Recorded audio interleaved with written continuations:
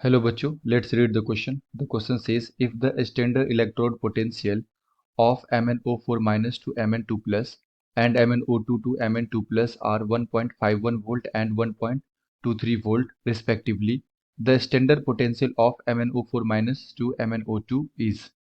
तो हमें बताना है MnO4 minus to MnO2 का स्टैंडर्ड पोटेंशियल बताना है क्या होगा. सो आइए बच्चों सॉल्व करें इसे. एंड फर्स्ट ऑफ ऑल बात करते हैं की कॉन्सेप्ट. तो बेसिकली क्वेश्चन आया है कैलकुलेशन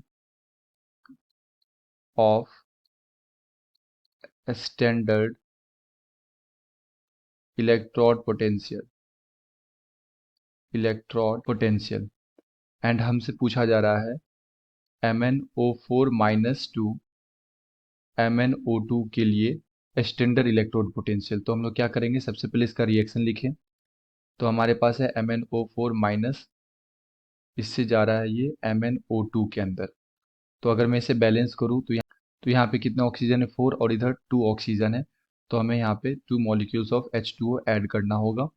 एंड अगर मैं यहाँ पे Mn का ऑक्सीडेशन स्टेट देखूँ तो यहाँ पे +7 है एंड यहाँ पे +4 है.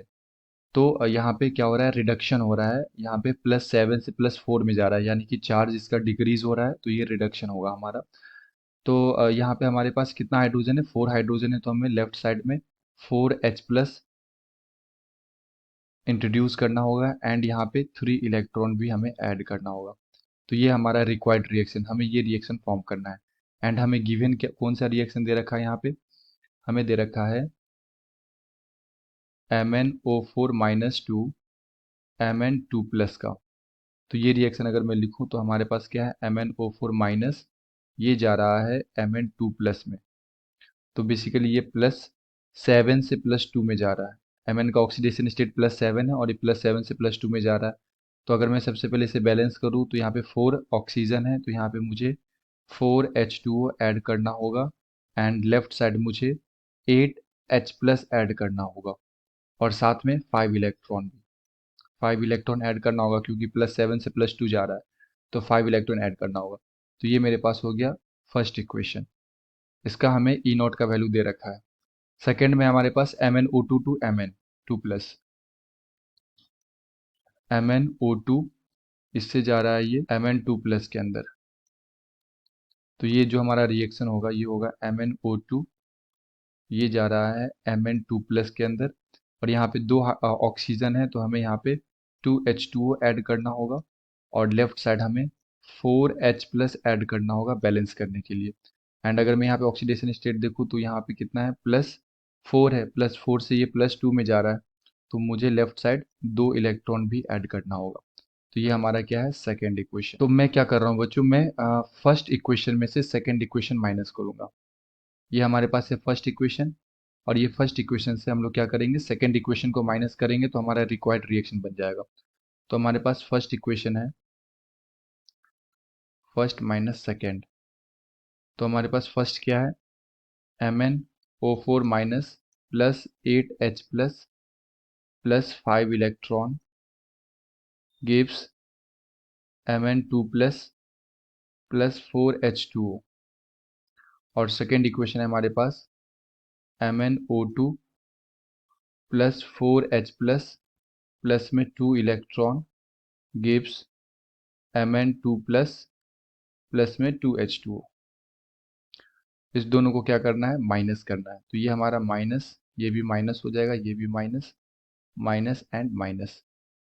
तो ये हमारे पास आ जाएगा MnO4 माइनस +4H+ प्लस में 3 इलेक्ट्रॉन गिव्स, ये दोनों कैंसिल आउट हो जाएगा. एंड यहाँ से हमारे पास क्या आ जाएगा, MnO2, ये जो लेफ्ट साइड में ये MnO2 राइट साइड में आ जाएगा, प्लस में 2H2O.